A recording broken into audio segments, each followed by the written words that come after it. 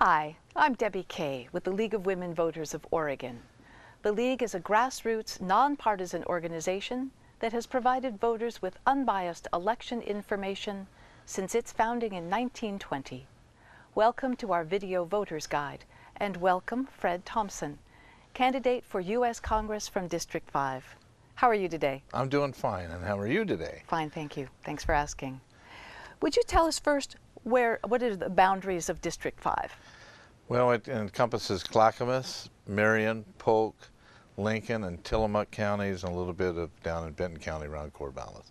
Thank and you. A little bit up in the I-5 corridor, just a little pie shape. So. All right. Tell us about your qualifications to serve District 5 as U.S. representative. What led you to seek this office? Well, I've been, I've lived in Oregon a long time, ever since I came back from Vietnam, 1971. And when I came here, I saw, just an absolute vibrant state that you could get a family wage-paying job anywhere in this state. And for about the last 15, 20 years, I've seen a deterioration in our ability to use our natural resources. And that's all being driven by basically our government. Our government has prevented that from happening, and so I decided, well, you know what, we need a real strong voice that can support the natural resources of the state. In fact, Congressman Denny Smith, when I explained to him my background, he told me, he said, Fred, you have a stronger background, know more about the natural resources of Oregon than our existing 5 congresspeople and our 2 senators combined. So I think with my background and my education and working around the country, certainly has led myself to seek this office, because we need a real strong voice to help support our families in this state. Well, thank you. What would you like to offer in terms of improving civic discourse, reduce the level of rancor and bickering? Well, that's something that really bothers me when I see that we have both sides of the aisle, and we have people back in Congress that can't seem to get along. And I think that's partially due to being, professional politicians, being there for a long time, and sometimes there's payback on some old battles. I see that here in Oregon an awful lot. I see, I have a Democrat tracker who follows me around, a very nice young man.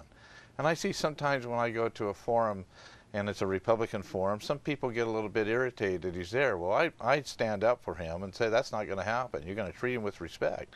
He's just doing his job.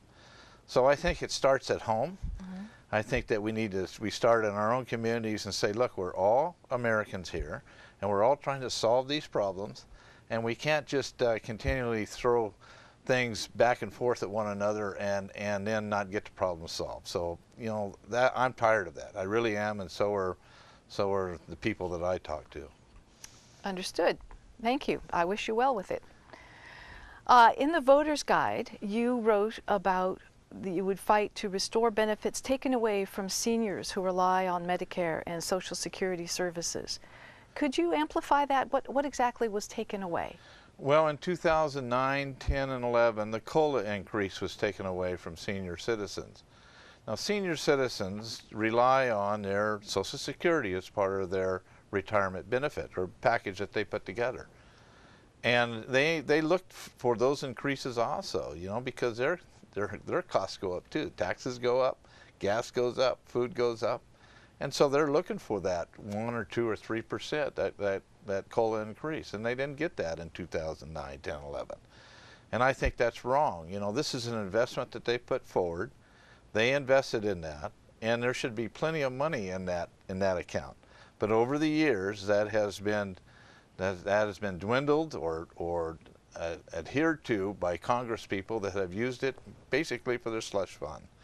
And so I think that's really important that we reinstate that and make sure that the senior citizens get the care and the resources that they were promised.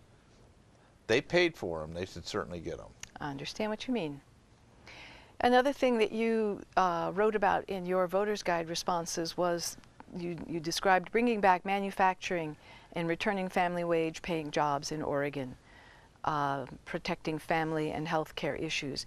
What specifically would you do to effect those changes? We're a natural resource state.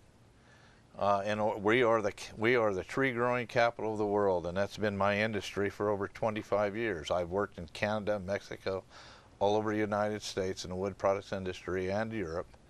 And Oregon is a tree capital growing state of the world. That is our #1 resource. And today the federal government owns 55% of that resource, and we're harvesting less than 10%. We have, because of the last 20 years, we've shut down over 300 mills. 45,000 families have lost great wage, family wage paying jobs, and we need to embrace that industry. With using today's technology, we use everything out of the tree but the shade. So we need to embrace it, harvest it in a balanced way, and bring back those jobs so those families will have a decent wage and a decent life and be able to educate their children and take care of their families. So that's what I want to do. And how do you see that position relating to the Clean Air Act and global warming? Well, I've been in this industry a long time, and we have always, looked at what we could do to clean the air.